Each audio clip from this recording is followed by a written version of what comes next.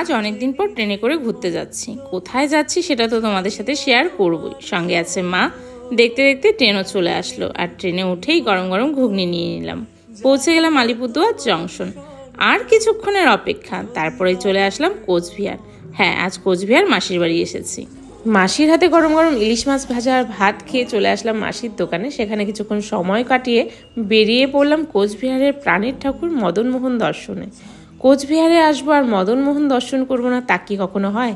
তাই মদনমোহন মন্দিরে চলে আসলাম।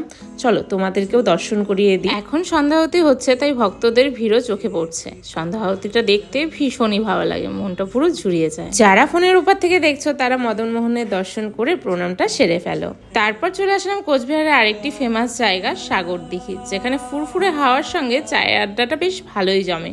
সঙ্গে যদি থাকে সিএফসি ক্রিসপি চিকেন, তাহলে তো পুরো জমে যাবে। আজ ব্লগটা এখানেই শেষ করি। বাই।